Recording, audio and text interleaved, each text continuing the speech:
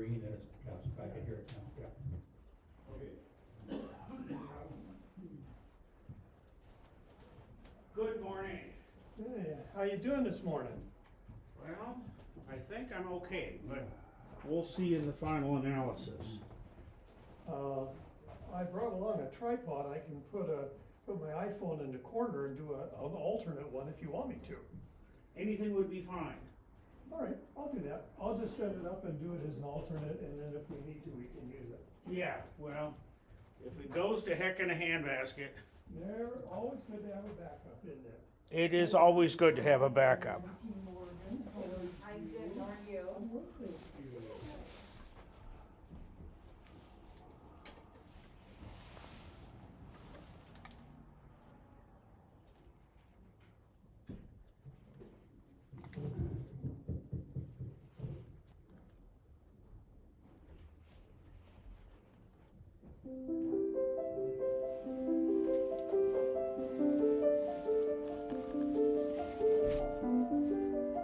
Hello. Good morning, JC. How are you? Good, how are you doing? I think I'm okay, but we'll Okay. see. I'm just gonna check and make sure that the sound is connected to, and it's not, it looks like. Can I show you something? So, if you come over to the computer and you see, if you select audio input capture, Yeah. and it says default, that is not correct. We want to change it to Okay, start.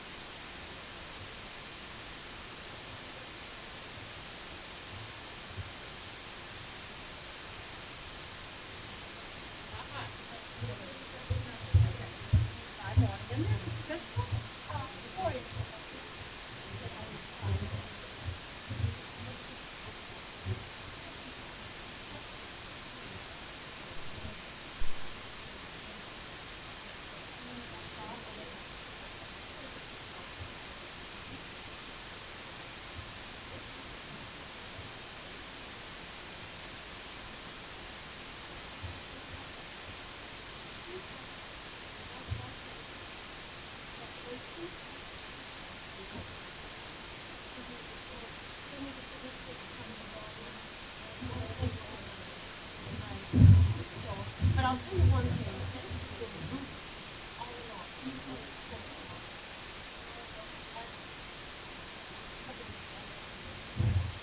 But it's not rock salt.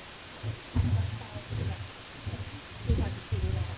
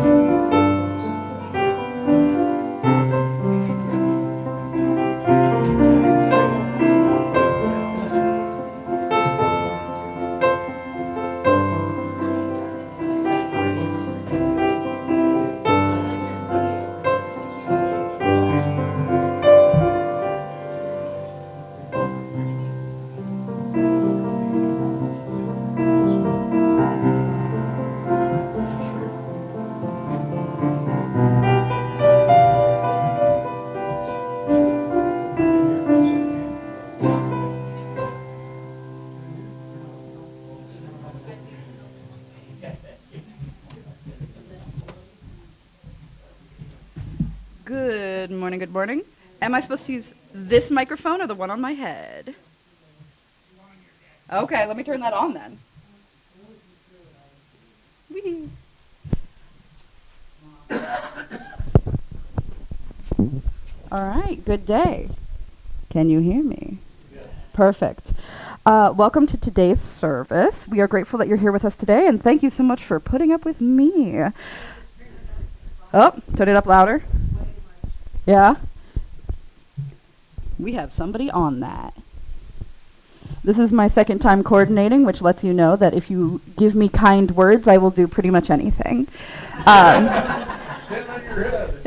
I am very easily bribed with kindness. Oh, hey, I can hear myself now. There we go.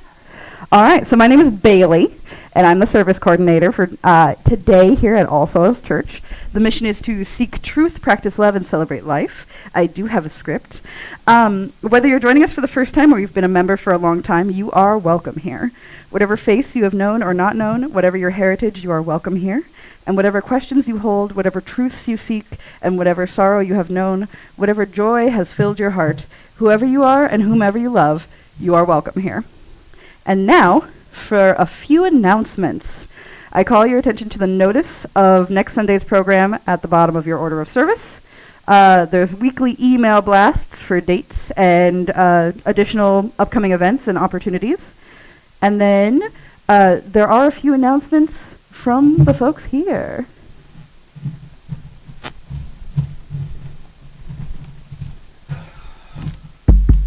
So, next Sunday will be the first Sunday of our pledge drive. And I hope everyone will be able to join us early at 9 o'clock for a light breakfast downstairs. It's not going to be hot. It'll be fruit and some sweet rolls and things like that. So you don't have to be there right at 9, but you can come anytime between 9 and 10 and fill out your pledge card and have something light to eat that you'll enjoy. So I look forward to seeing everyone next Sunday. Thank you.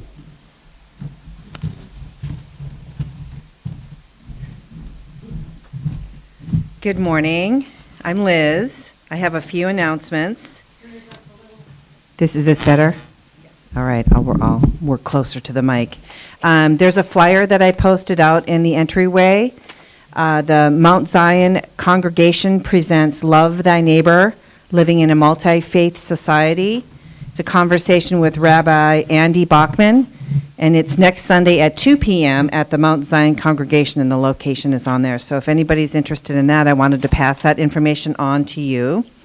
Also, we have new directories, and if you want to pick one up, see one of us so we can write your name down that you've received one.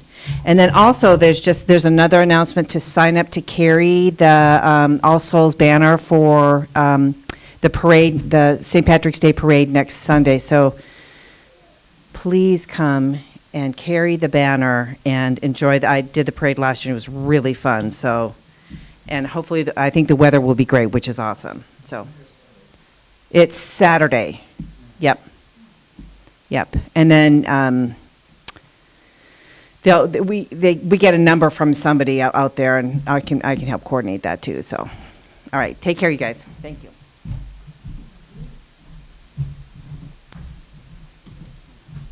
Oh no, I turned it off. All right, we're on. Does anybody else have any announcements that they want to share? Mm-hmm. All right. Now we will be doing the chalice lighting, which will be number 442. Wait, do we do the prelude? Sorry. First we will listen to another piece, and then we will do the chalice lighting.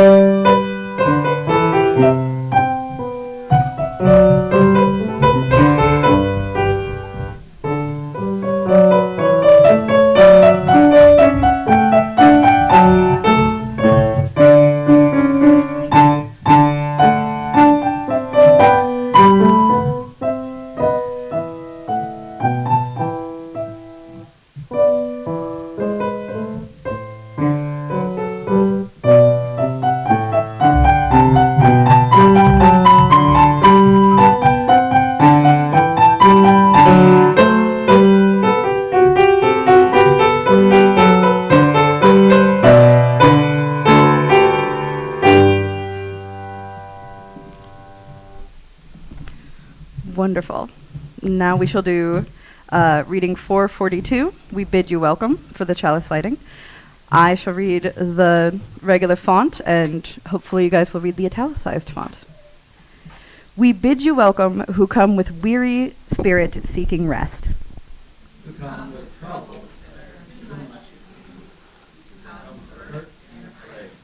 We bid you welcome who come with hope in your heart.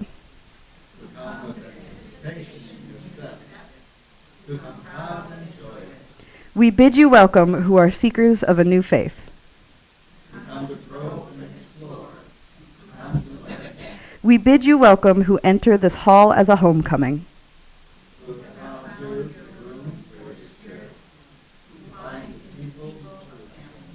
Whoever you are, whatever you are, wherever you are in your journey, we bid you welcome. By Richard S. Gilbert. And now we will be singing our first song, This Little Light of Mine, so that the kids can join in.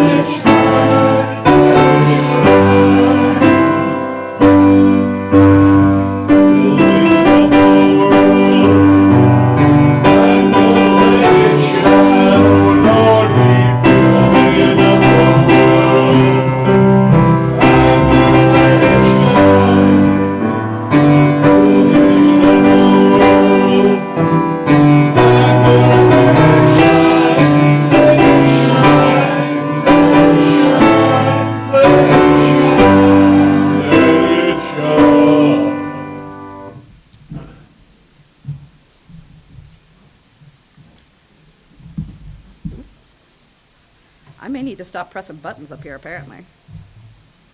All right, we're on. Thank you. That was so much fun. Good job harmonizing. Our next reading, first reading, is going to be 458. You can tell that I picked out the readings because they're all in just the same order as they go through. So, 458. There is no title for this one, and you guys don't have to do any work. Mindful of truth, ever exceeding our knowledge, and community ever exceeding our practice, reverently we covenant together, beginning with ourselves as we are, to share the strength of integrity and the heritage of the Spirit in the unending quest for wisdom and love. By Walter Royal Jones, Jr. And now we will have the story for all ages. So, any children that feel like it, come on up. Any adults who feel like it, feel free to come on up. Peekaboo. You want to come and read a book with me? I put a bunch of papers in it because I'm silly. Oh, thank you. You want to come, kiddo? Yeah. You're good. Now you don't even have to sit because this book's got movement. It's Hooray for Birds. What kind of bird, if you were a bird, what kind of bird would you be? Can you imagine, just for one day, that you're a busy bird? Yes, a bird, hooray! What kind of bird? Would you be a big bird or a small bird with long wings? The sun is up, the sky is blue. Here, we'll move it this way. Wake up and shout! Cock-a-doodle-doo! Can you shout? Cock-a-doodle-doo! I bet we can make the grown-ups do it if we ask. Ready, grown-ups? Cock-a-doodle-doo! See, we can do anything from up here. Flap your wings and you can fly higher and higher up in the sky. Can you flap your wings? You almost did. I saw it. Hey, look, some of the grown-ups are doing it too. They're flapping. I'm getting a lot of movement from the grown-ups. Look at them. Hop, hop, hop. We won't make the grown-ups do that.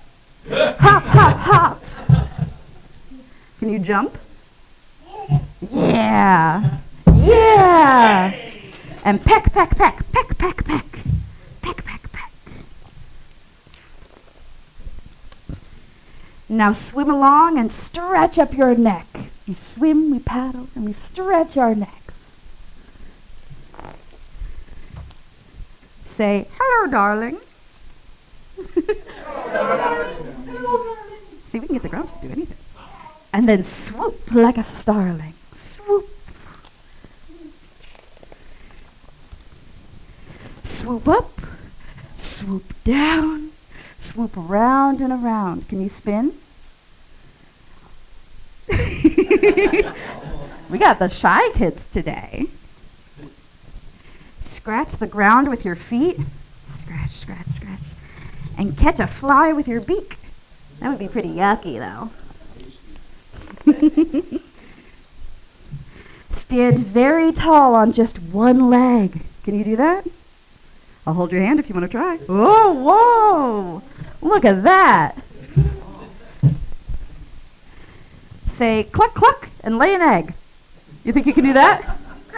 Cluck, cluck. We got the cluck, cluck. Good job. We'll settle for that.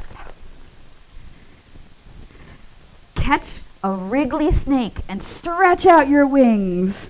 How far can you reach your arms? Stretch out your arms as far as they'll go. We got the grown-ups again. Look at them. Open your beak and sing. We got tra-la-las. We got tweet, tweet, tweets. Hums, hum, hum, and cheep, cheep, cheep.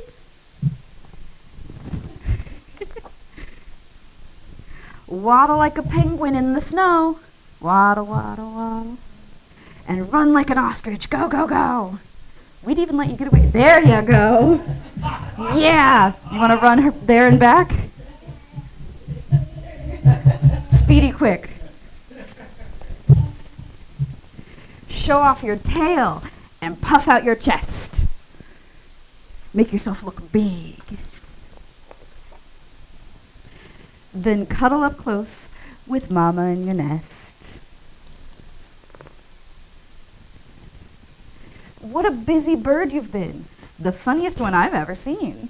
You began the day cock-a-doodle-doo, and now say goodnight. Toot-toot, toot-hoo, hoo. Oh, see, we can make the grown-ups do it again. And that's the end. All right, you guys ready to go downstairs? It's a library book, so don't eat it. Go now in peace, go now in peace. May the spirit of love surround you everywhere you may go. Pause for a brief break. Yeah, you go this way. Okay, if you don't, that's fine too. She's an independent young woman, and it's Women's History Month, so it's okay.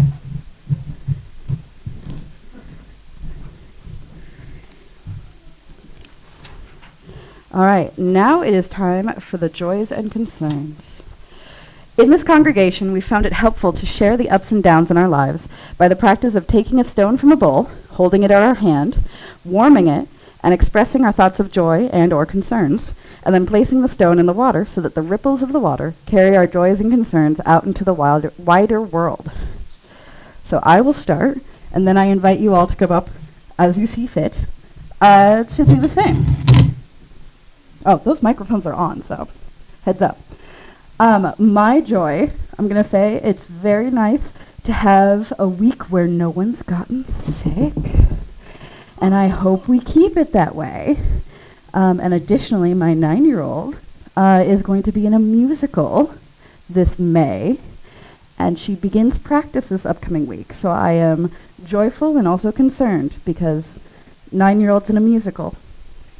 And I get to go to, I think, all 4 performances, so it'll be great.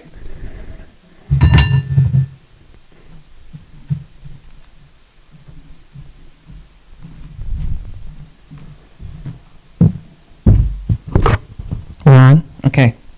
So this is a concern for the 240,000 Ukrainians that are being deported from the United States, and one of them here in Sioux Falls is in the middle of cancer treatment. So it's a very hard time for those people.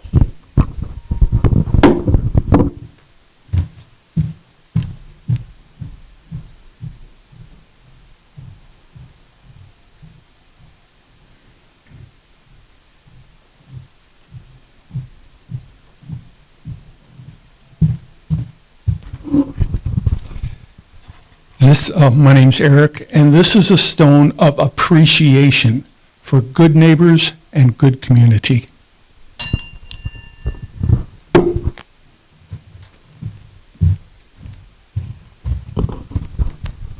I'm Pat, and I'm married to that gentleman. What he forgot to tell you was why, especially appreciated. Good neighbors, our neighbors down in Union County, 2 of them plowed up a fire break a week from this past Friday when we had that super wind conditions because there was quite a bit of fire problems happening in Union County. And it's kept the fire out of our grove and thus away from our home down there.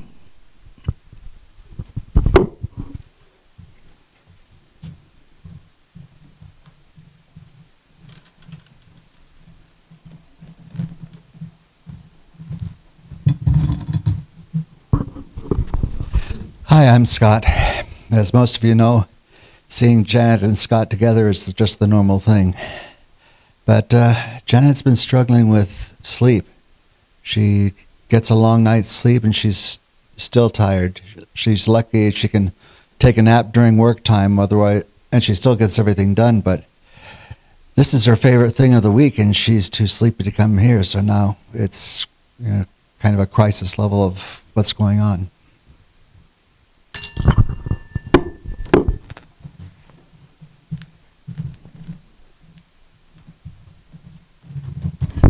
I haven't talked to Carol since Tuesday, but at that time Larry was still in ICU, slowly getting better, but there's a great deal of concern for him, so I think you should continue to keep them in your thoughts and prayers.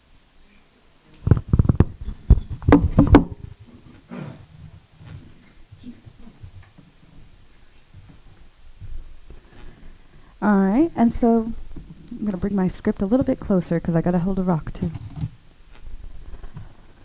So I will now put in this final stone, symbolizing all of our joys and concerns, as we pause for a moment of silent reflection so that we consider what we just heard and what is in our own hearts and in our own minds.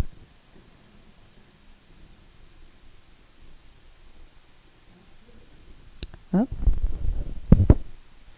We're pausing for silence.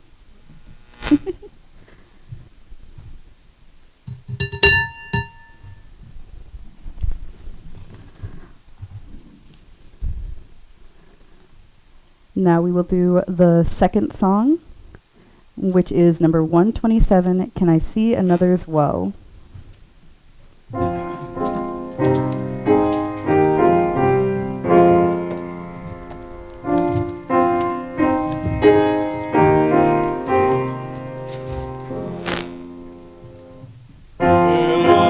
see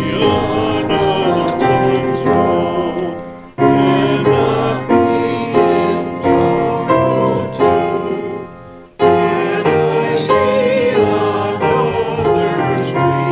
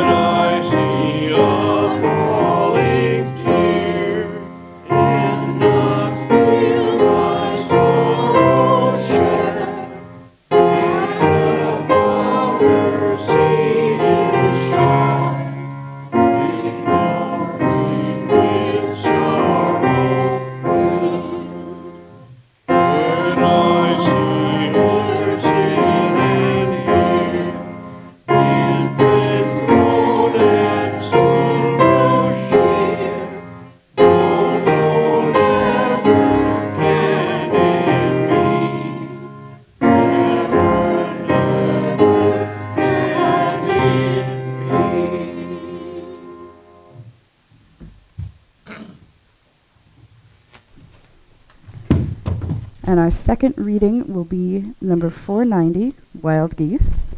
And I also want to say that I appreciate how, even though I forget to say, please stand as you are able, you guys still do. So I appreciate that.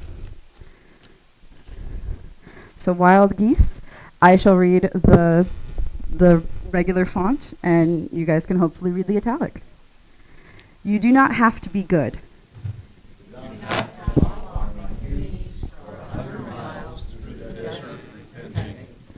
You only have to let the soft animal of your body love what it loves.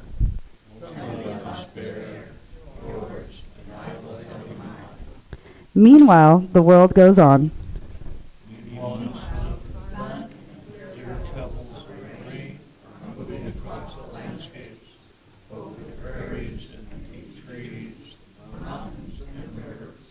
Meanwhile, the wild geese, high in the clean blue air, are heading home again. Wherever you are, no matter how lonely, the world offers itself to your imagination, calls to you like the wild geese, harsh and exciting, over and over, announcing your place in the family of place. And that was by Mary Oliver. And now it is a pleasure to introduce Mr. Dean, who is going to give a message about the VA and veterans.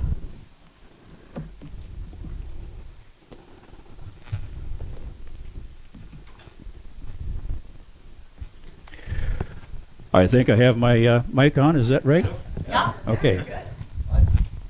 Yeah. Always one, always one. Usually Scott. Okay, well, it's my pleasure. Oh, good morning, first of all, and it's my pleasure to be here with this morning. I got to admit, I was a little bit nervous about coming and speaking to you people, but I talked to Alan, and he assured me that there was nothing to be concerned about. He said, why, matter of fact, these people were so anxious to hear me speak that they all got up on moved their clocks ahead an hour so they'd be here on time, to hear it. So I'm glad to see you all here this morning, and I hope that I have a message that is of benefit to you and informational. Speaking of Alan, I also noticed this, I think, the third time that I've had the opportunity, the pleasure of speaking here. It's also the third time Alan hasn't been here. I don't know, but I know that he's involved in selecting the speakers and arranging it, so I got to think there might be a little behind his absence, more than what you might see or might think. But anyhow, it is good to see you being here. Well, okay, veterans. I'm going to talk about the VA a little bit. Veterans, who are they, and where did they serve, and what duties did they perform?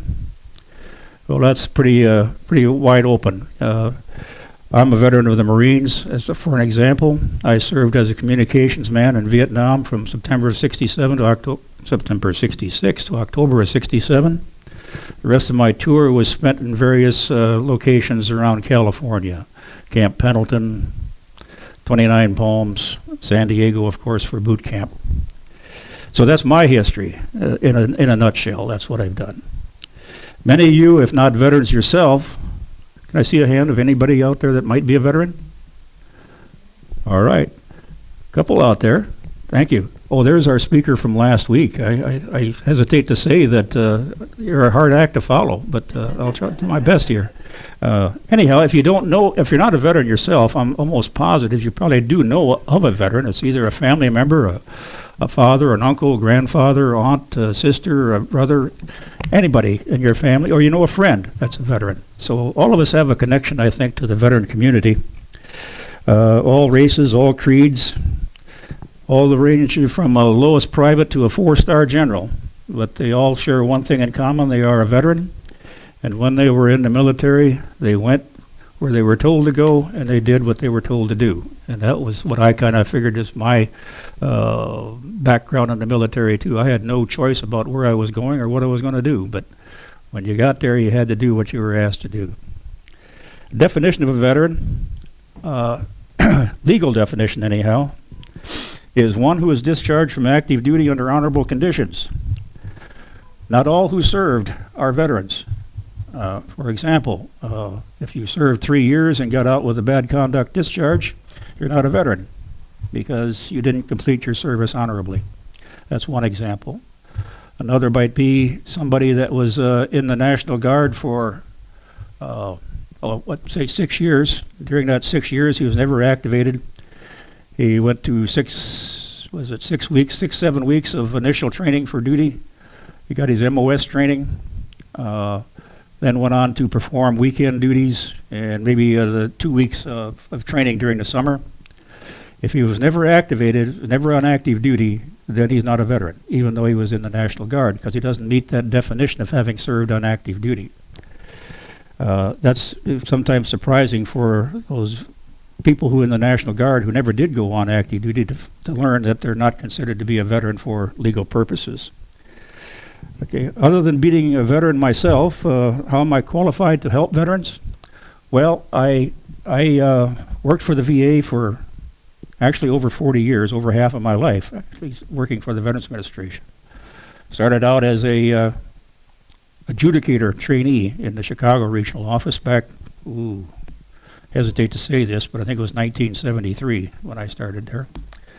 And 40 some years later I retired, and for the last, I'd say 5-6 years I started my own business. I became an accredited VA claims agent, which means that I help veterans pursue their claims before the Veterans Administration. Given my past history of past experience, I think I'm pretty well qualified to do that. I've been on both sides of the equation as a decision maker for the VA and now as an advocate for the veteran. So it's kind of been an eye-opening for me to have transferred from being the decision maker to being the aide, and what difference it requires of me in doing so.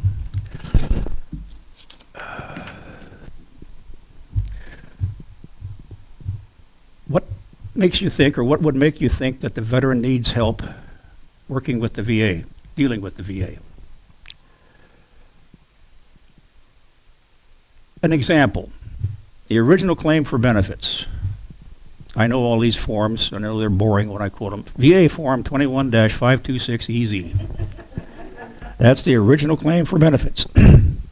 Must be filed the first time that a veteran files for compensation. It's 16 pages long.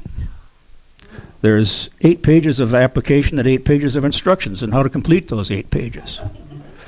You think the IRS is bad? You should deal with some of the VA forms. It's overwhelming when you pick up that, well, I've got one here, I think. Yeah, this is printed on 2 sides. This is the original claim for application right here. And it's quite daunting for someone who has never experienced this before to know how to do this even. So it's even difficult to apply for make your first claim for compensation. And then once you're in the door, man, there are so many different regulations and procedures that the VA knows about, but you as a veteran don't know about. And you can quite easily make a mistake somewhere along the line, and that mistake is going to lead to your claim being denied. Through no fault of your own, and actually through no fault of the VA either. It's just that they make the decision based upon the evidence of record, and maybe you haven't submitted or you've done something incorrectly, and so that evidence that you would think would be favorable to your claim is not being considered. And that's where I come in, because I do know how to fill out these forms, and I do it for every instance for all of my veterans, 400 and some. I fill out these claims for them, with one exception, that being the original claim for compensation has to be signed by the veteran himself. I cannot sign that, even though I'm the power of attorney for that veteran. I can't sign that original application for him. He has to sign that himself. Then if they proceed through the claims process, about 75% of original claims for compensation are denied. Now that doesn't mean that 75% of the veterans are denied, but what it means is that, say this veteran, you got 10 veterans and each claim 10 disabilities, well that's 100 disabilities, so that's 100 different claims that you've got there. And 75% of those original claims of those 10 veterans may be denied but each of the 10 veterans may be awarded service connection for one or more things of what they applied for. Does that make sense? So it's 75% of the issues that are denied, not the veterans. Various reasons: incomplete or inaccurate applications, lacks basic eligibility. You'd be surprised how many apply for VA benefits who aren't veterans, but there are some. Lack of supporting evidence, failure to cooperate with the VA. If the VA schedules you for an examination and you fail to report for the examination, I can almost assuredly tell you that your claim is going to be denied for failure to cooperate. And it gets the attention of some of the veterans anyhow that had put off, well, that's not really important, or I got other things to do that day, until they get that letter denying their claim, and then they realize that, hey, maybe I better show up for that exam. But there's a number, I would know what the percentage is, but I see it I see it quite frequently of veterans who are denied their claim because they failed to cooperate, failed to show up for the examination in most cases. Sometimes it's they'll ask for evidence from you. They want more background on your claim. They want you to fill out this form explaining what happened, when it happened, and what were the results of it, or something like that. And they'll send you this form, and you don't complete it and send it back, and they're going to deny your claim because you failed to cooperate. There's a two-way street, you know, that you have to cooperate, and the VA has to do their duty as well.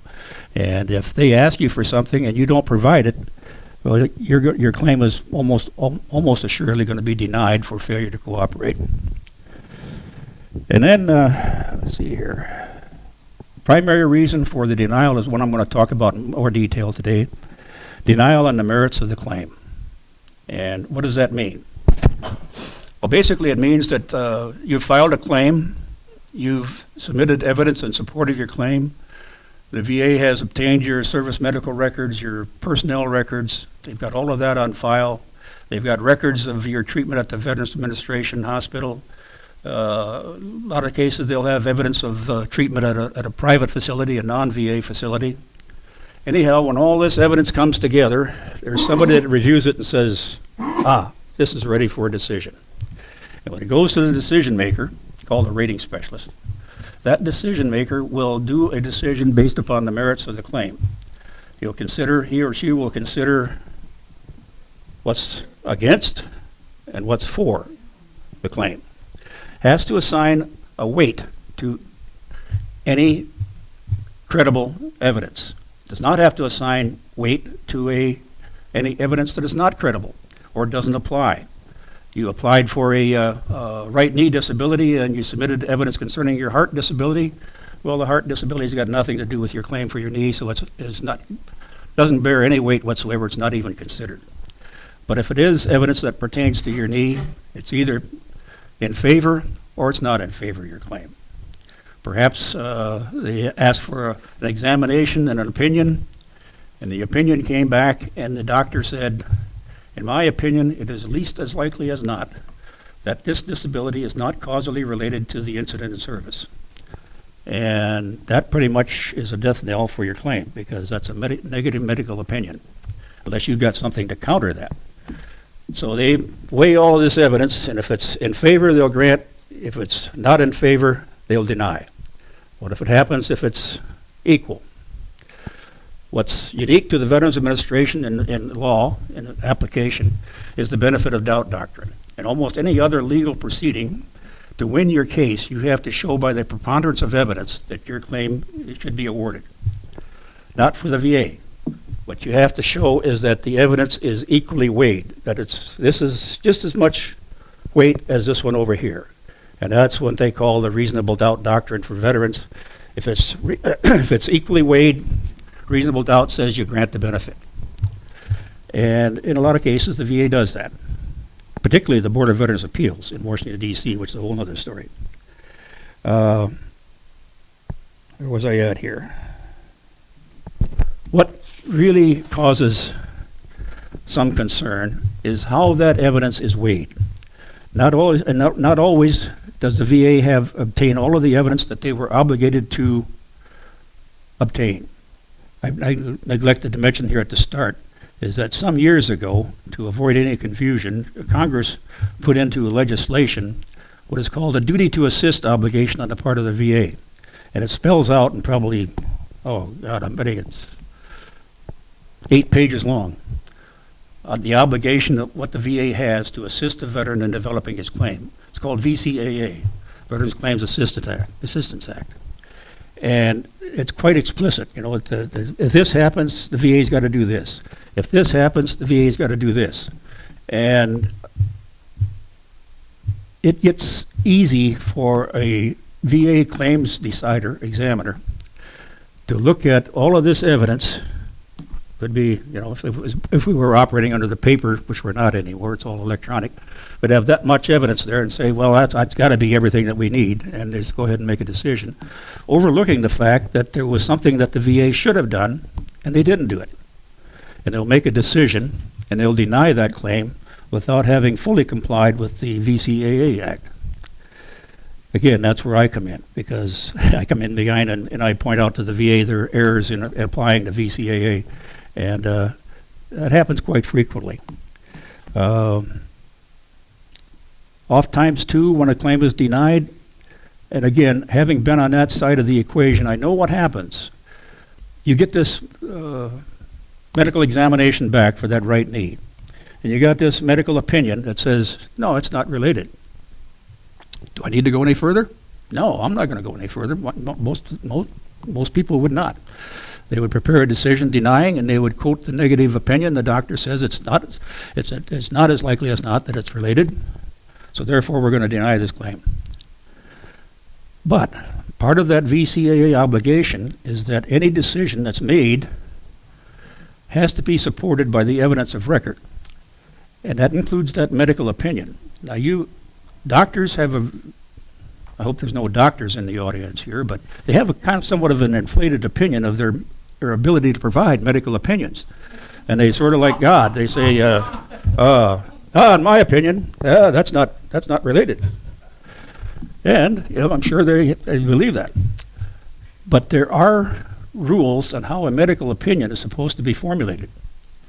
And my experience is that when I see a negative opinion based from one of my veterans, and I look at it, I can successfully challenge over 50% of them easily, just because of their wording, just because they say something they shouldn't have said. Example, they will say, this veteran got out of the service in 1995. He had hurt his knee in the service, but there was nothing shown on his separation examination regarding a knee disability. And then he'll put, and no evidence of treatment within 1 year after service. Right there is enough for me to challenge that opinion. Because there is no law that says that a disability has to manifest within 1 year after separation from service. Matter of fact, it's the quite opposite. It says that a disability, no matter how far related from service, that can be tied back into an incident in service is deserving of service connection. So it could be 30 years after the fact. If they can tie that current diagnosis back to the injury in service, even though it's been 30 years, you can get service connection for it. And I will challenge that opinion, and successfully, by saying that the doctor is applying a more stringent standard in law than what is really there. He's saying that it has to be present within 1 year, and it doesn't. So this, in effect, renders the opinion inadequate, invalid, need a new medical opinion. And that's all. If I get a negative opinion, I'll tell you what, that's 90% of my efforts after that is to get them to do another opinion. Because if you get another opinion, it might be favorable. You know, and so you just keep trying, and it only takes once. You keep trying again and again to get that favorable medical opinion. So any opportunity you get to challenge a negative opinion, you're going to take it. But does a average veteran, when they get an or they get the notice of denial back, and it just says, here's this doctor that says, no, it's not related, do they know that that opinion was not formulated correctly? No, they do not. Because they don't see the entire opinion. They just see the negative portion that was a negative opinion. Do they see all of the evidence that was considered? Well, it's listed there. The VA will list in their decision all of the evidence that they considered. But does the veteran actually have, access to what the VA examinations actually said? No, not unless they do a Privacy Act request and request the results of that examination. So they're operating in the dark a lot of times. And what do you do when you get a negative opinion? Well, there's a couple things you can do. One is that you're going to accept, oh, okay, I tried, and they said it wasn't, so I'm just going to accept that. Or you can sit there and, well, I don't really agree with it, but nothing I can do.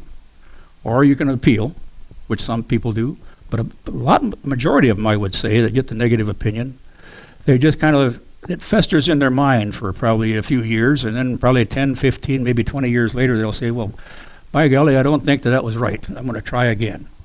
Well, you can certainly try again, and that's where I come into the picture too, in helping them do that. But it's a higher bar that's necessary to be crossed once you've waited 20 years. Because once a decision is made by the VA, make July 5th, 2025, on July 5th, 2026, it becomes what's called a final and determinative decision. And to reopen that decision for consideration, you've got to submit new and relevant evidence. And sometimes it's very hard to come up with new and relevant evidence. New evidence, yes, but is it relevant? That's the question. Or it might be relevant, but it was considered previously, so it's not new. You have to cross that bar before the VA will even take a look at your record. If you haven't submitted new and relevant evidence, it's going to be denied just automatically. You have to submit some evidence when you're trying to reopen a claim. One of the things I do know about me, anyhow, that I can help with and help these veterans is I do understand, I know the VA regulations. I got somewhere here.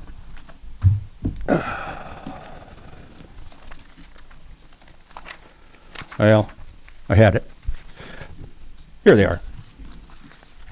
There's 38 CFR. 38 Code of Federal Regulations is the section of the federal code that deals with veterans benefits.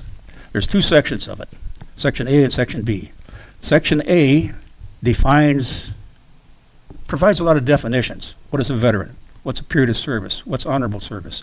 What's dishonorable service? What is all sorts of definitions. It's that's, what did I say, 220 pages long is that section of the veteran regulations of extremely legal terminology and wording, which to the average person means nothing. It really meant nothing to me either when I started working on that 40-some years ago, but over the years, when you've done enough reading of it and you've seen enough interpretations of it, you get an idea of what there is that they're really saying. The second section deals with, that's Section B, deals with how do you evaluate disabilities that are determined to be service-connected. How do you evaluate a heart condition?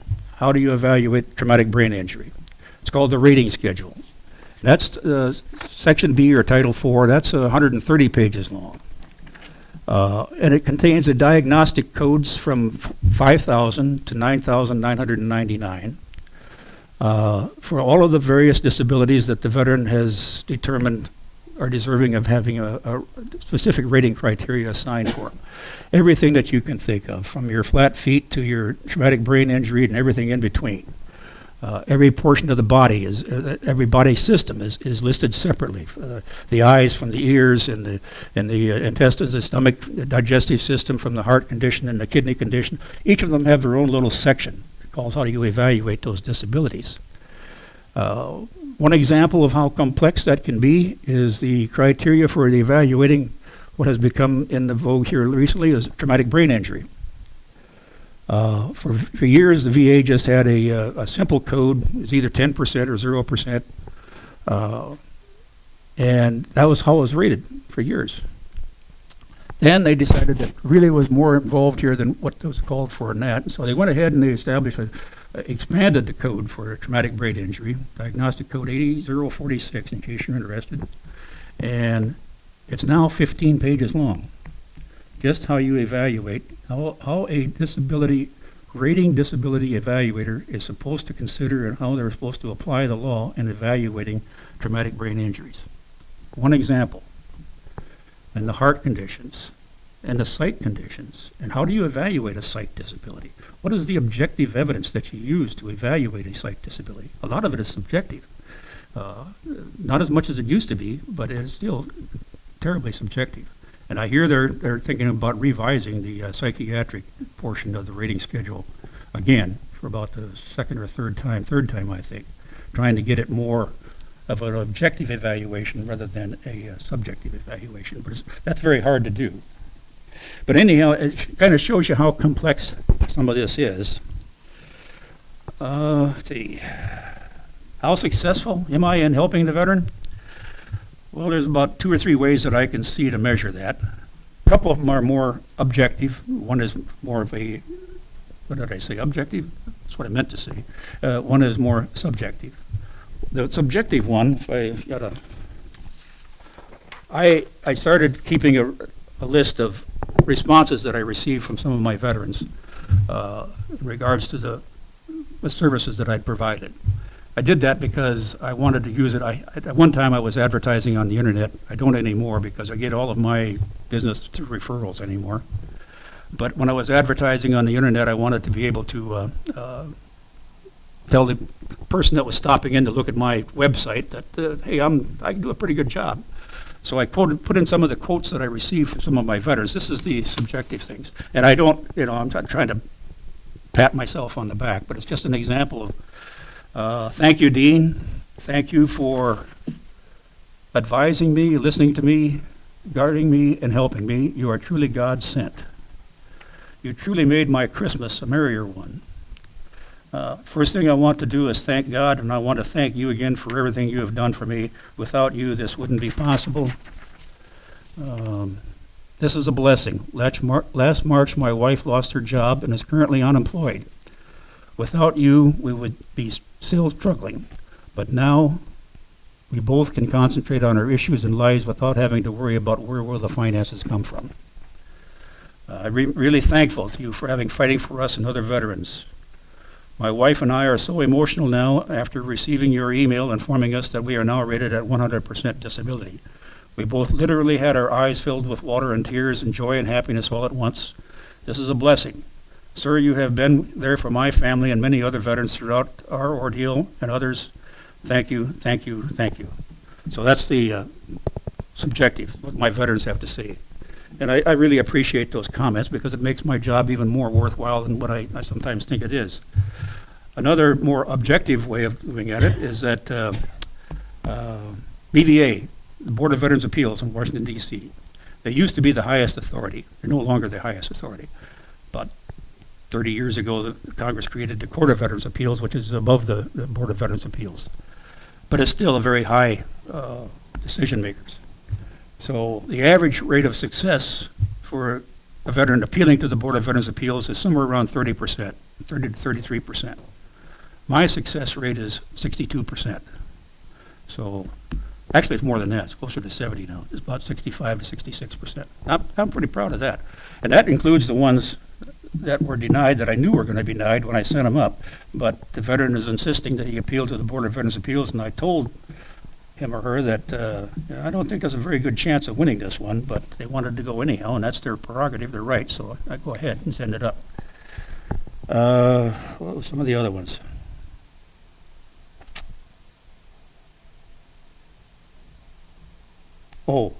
The other is a more quantifiable proof, too. For every claim in which I am successful, I specialize in handling claims that have been previously denied. Those claims that maybe have been denied 1 month ago, maybe they were denied 30 years ago.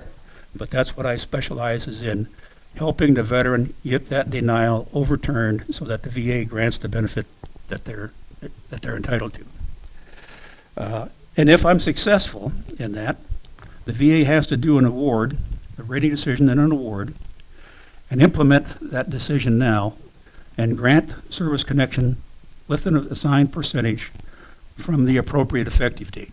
Now, it might not be back 30 years, but it might be from the time they reopened 5 years ago.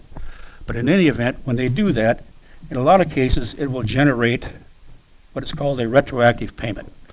Say the veteran had been paid $500 for the last 5 years, 60 months. But now, because of this action, this favorable decision, he's entitled to $1,000 a month for those same 5 years. Well, he's already been paid $500. He's due $1,000. So what's the difference? It's $500. $500 times 60 is $30,000. So that's $30,000 retro payment that the veteran would get in that example. Now, in those retro benefits that I have been instrumental in obtaining since I became a veterans claims advocate, I'm somewhat over $3 million that I've gotten in retroactive benefits that the veterans would not have received had I not helped them receive it. So I'm pretty proud of that, and I think that is kind of a objective assessment of how well I'm doing. Let's see. Being able to provide this service is really what keeps me going.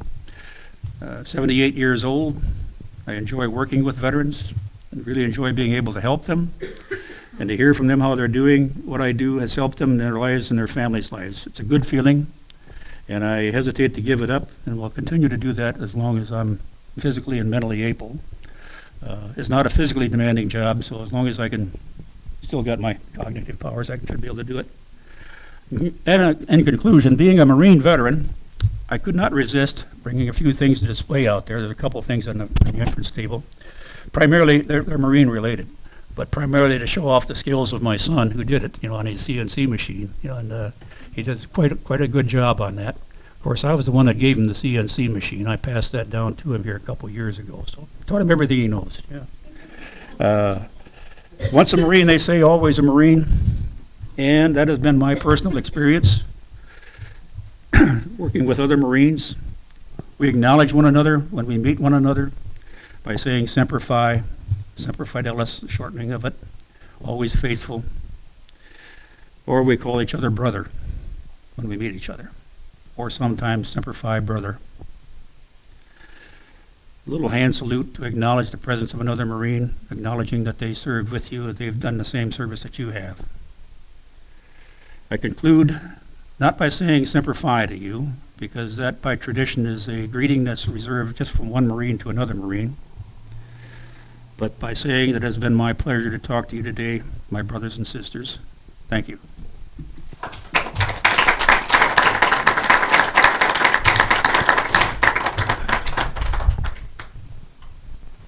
Hope it didn't go long.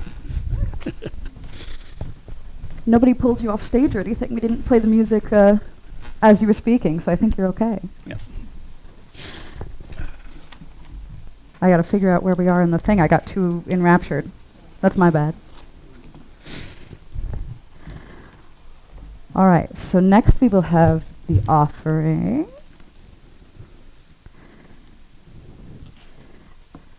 Let's see. So, sorry. We can just start, I suppose. There's normally we're supposed to say who half of the offering is supposed to go to, but I do not see who it is. Does anybody know? Oh wait, half of today's plate offering will go to the Transformation Project. Woo! All right. And so now we can hear music, and I will pass around the plate. Thank you.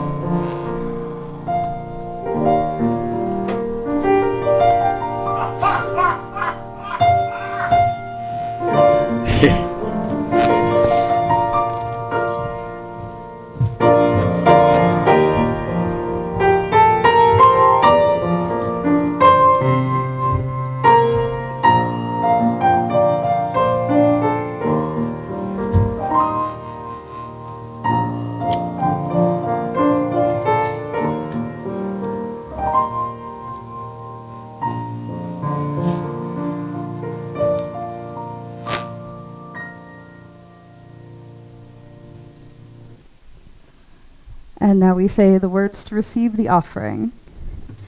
We give these gifts freely. We receive these gifts gratefully. We dedicate these gifts to the work of our congregation, serving human wholeness, caring for our planet, upholding religious freedom, welcoming the stranger, and loving one another. Now we're going to have our final reading, which will be 543, Winter. Once I find it. Next time I'll use sticky notes, and then I'll know where everything is. All right, I shall read the regular font. If you guys will read the italics, that would be lovely. Let us not wish away the winter. It is a season to itself, not simply the way to spring.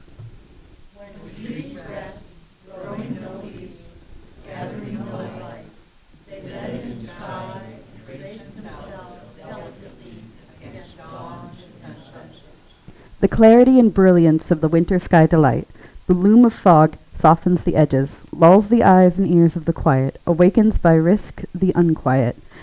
A low, dark sky can snow, emblem of individuality, liberality, and aggregate power. Snow invites to contemplation and to sport.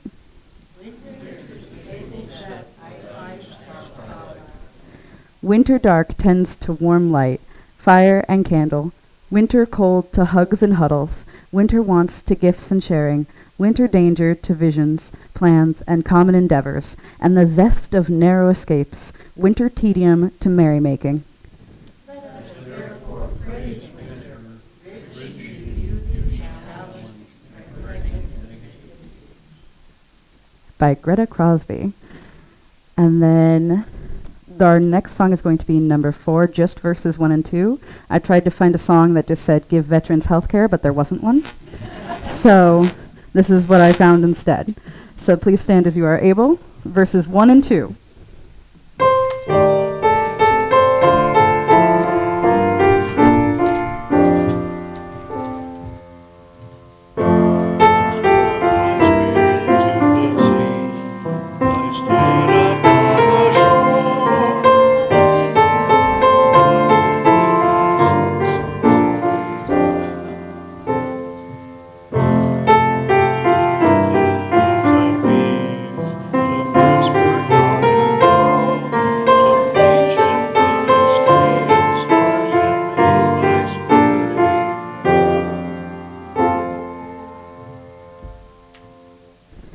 And that's why we only did the first 2 verses, is because it's a new song, too. And originally I picked all new songs, and Alan said, please don't. You may sit, don't worry. And now we will be extinguishing the chalice. So please read with me the italics. The chalice is extinguished, but the light goes with us out into the world. Now we shall have another song, and then afterwards, if you wish to join us for coffee, tea, or whatever hot beverages you enjoy downstairs before we come up here for the circle.